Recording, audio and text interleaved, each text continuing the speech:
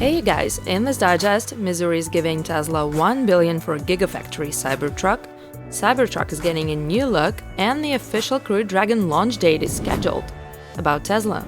Tesla is going to extend free supercharging miles distributed through its referral program because of the coronavirus pandemic. One of Tesla's referral program bonuses is 1,000 miles of free supercharging given to both the car owner and the buyer. People have 6 months to use these miles before they expire, but now a lot of them are stuck at home and can use their free miles. Tesla decided to extend this period. Also, Tesla is cutting its insurance premium by 20% due to the coronavirus. Since people are getting out less than usual, paying for insurance in full would be unfair. So a lot of insurance companies have been cutting their premiums, including Tesla.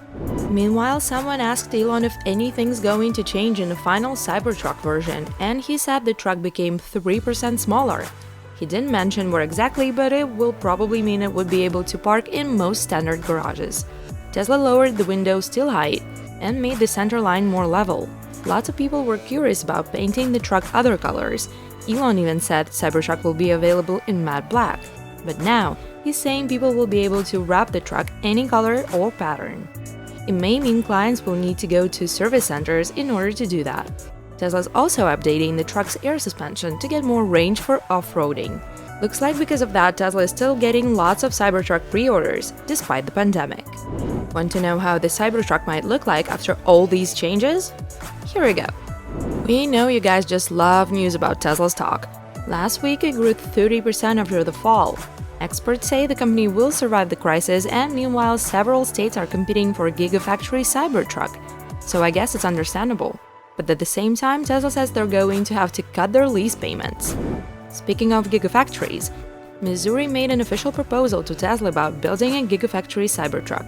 Incentive package includes a 1,042-acre site that will be sold for a 50% discount to Tesla and a 100% tax break for 12 years. Also, Tesla would save about $75 million a year in payroll compared to Nashville and Austin, which are apparently the frontrunners, due to the lower cost of living. Meanwhile, Elon promises Gigafactory Berlin will have the best paint shop in the world. Well, we'll see, Tesla used to have problems on that front. Elon Musk also said Tesla is going to release reverse summon by the end of this year. Cars will be able to drive you to work and then park, all by themselves. Zoox and Tesla have settled the case over former Tesla employees stealing some internal documents. Tesla says they're joining Zoox after that. Zoox agreed they'd received the documents illegally and reached an agreement with Tesla to pay a compensation and pass inspection to determine they're not still using what they've gotten. Tesla released the autopilot feature that enables stopping for streetlights and signs for general public. The company warns drivers to be very careful after activation because the feature is still in beta. About Tesla Energy. Remember the biggest energy system Tesla launched in Australia? The one we mentioned in our previous digest. You should have seen by now. Well, the system is now bigger. It's 150 MW now instead of 100. Tesla also released a feature that allows your car to charge from the Powerwall during power outages. Powerwall will slow down or stop charging depending on your home energy needs. About SpaceX. The next Starlink launch featuring 60 satellites is planned on April 22nd, which means this digest will come out after it all ends. Let me know what happens in the comments below. Meanwhile, Crew Dragon mission got its official launch date, May 27th. At 4:32 p.m. ET, Dragon will carry Doug Hurley and Bob Behnken to the ISS for as long as 110 days. NASA and SpaceX still have a lot of work to do beforehand, like final parachute tests and looking into a Merlin engine failure during Falcon 9 launch in March. It means the day can be moved, but here's hoping.